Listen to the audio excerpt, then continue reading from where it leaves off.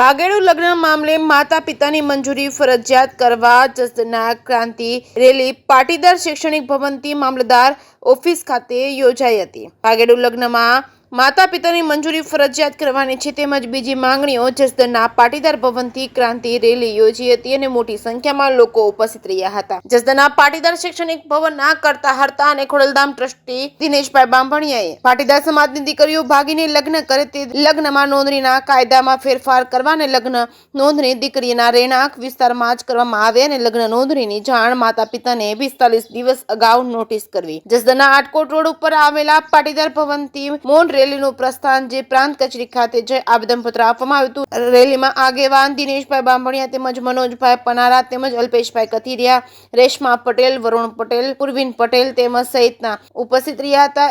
એસપીજીના આગેવાનો ઉપસ્થિત રહ્યા હતા। જે કે ગુજરાતી સાથે કરશન બામટા, આટકોટ। સમગ્ર ગુજરાતમાં પાટીદાર સમાજ સહિતના તમામ સમાજો આ સમસ્યાથી પીડાઈ રહ્યા છે। ભાગેડુ લગ્ન એક સમસ્યાનો સાથે સાથે સમાજ વ્યવસ્થાને અનબેલેન્સ કરવાનું ચાલુ કર્યું છે ત્યારે અસામાજિક પ્રવૃત્તિઓને રોકવા માટે દીકરીઓને મોડવીને થતી છેતરપિંડીઓ રોકવા માટે અમે સરકાર પાસે માંગણી અને આ સરકાર કાયદો બનાવે એના માટે આજે સમર્થન યાત્રા અને કાયદાના સમર્થનમાં આજે અમે સરકારની સામે સમર્થન યાત્રા કાઢી રહ્યા છીએ। મુખ્ય માંગણી એ છે કે કોઈ પણ લગ્નની નોંધણી દીકરીના ગામ વિસ્તારની અંદર જ થવી જોઈએ, એના આધાર કાર્ડમાં આપેલા એડ્રેસ ઉપર થવી જોઈએ, એના સાક્ષીઓ પણ ગામના જ લોકો હોવા જોઈએ અને દીકરીને સાથે લગ્ન કરનાર વ્યક્તિની તમામ મિલકતોની જવાબદારી સાથેની ડિક્લેરેશન સર્ટિફિકેટ થવું જોઈએ અને મા બાપને માતા પિતાને 45 દિવસ અગાઉ એમની કાયદેસરની લેખિતમાં જાણ કરવામાં આવે અને સાથે સાથે જે બાળક જે દીકરી લઈ જાય છે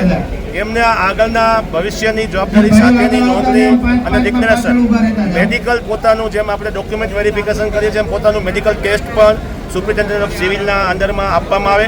આવા બધા કાયદાઓની સાથેનું અમારું ડ્રાફ્ટિંગ અત્યારે અમે સરકારને પ્રેઝન્ટેશન કરવાના છીએ। સમગ્ર ટીમ દ્વારા લીગલ અને સામાજિક વ્યવસ્થાના ઓપિનિયન લઈ અને મુખ્યમંત્રી શ્રી અને સરકારને અમે એક ડ્રાફ્ટિંગ આપવાના ટૂંક સમયમાં છીએ। સમગ્ર ગુજરાતમાં રેલી કાઢવાની છે અને રેલી કાઢવાનું પ્રસ્થાન મહેસાણાથી થયું, આજે બીજી રેલી જસદણમાં છે, આવતી રેલી બનાસકાંઠામાં છે અને તમામ સમગ્ર ગુજરાતમાં તમામ સમાજો અમને સમર્થન કરી રહ્યા છે અને આ વાતને લઈને આજે સમગ્ર ગુજરાતના એક ભાગરૂપે જસદણમાં રેલીનું આયોજન કરવામાં આવ્યું છે। દિનેશભાઈ, ખાસ કરીને હાર્દિક પટેલ છે એ આંદોલનકારીનો મુખ્ય ચહેરો હતો, ધારાસભ્ય છે, વિધાનસભાના ફ્લોર ઉપર આ મુદ્દો કેમ નથી ઉઠાવતા? વિધાનસભાના ફ્લોર ઉપર આ મુદ્દો 2022માં લેવાઈ ગયો છે। મુખ્યમંત્રી શ્રીએ આ બાબતે આશ્વાસન આપ્યું હતું અને ખાસ કરીને હાર્દિક પટેલ અમારી કોર કમિટીના મેમ્બર પણ છે। દરેક આંદોલનકારીઓ કે સામાજિક સંસ્થાઓ સાથે કામ કરતા લોકો, અમારી માતૃ સંસ્થાઓ પણ આ બાબતમાં અમારી સાથે જોડાયેલી છે। આજે પાટીદાર જનક્રાંતિ રેલીનું આયોજન જસદણ ખાતે કરવામાં આવ્યું છે। આ રેલીનો મુખ્ય ઉદ્દેશ એટલો જ છે કે જે પ્રકારે રોમિયોગીરી, લુખ્ખા ગુંડાઓ અને આવારા તત્વો છોકરીઓને ફોલાવી ફસાવી અને જિંદગી બરબાદ કરે છે પ્રેમના નામે, લગ્નના નામે, અને પછી આ દીકરીઓની જિંદગી બરબાદ થયા પછી એ નથી ઘરની રહેતી કે નથી ઘાટની રહેતી, આવી અનેક દીકરીઓની સમસ્યાઓ અમારી સામે આવી છે। ત્યારે અમે સરકાર પાસે માંગણી કરીએ છીએ કે રાજ્યની અંદર દીકરીઓની સુરક્ષા સર્વોપરી હોવી જોઈએ, માટે કાયદામાં ફેરફાર કરવામાં આવે।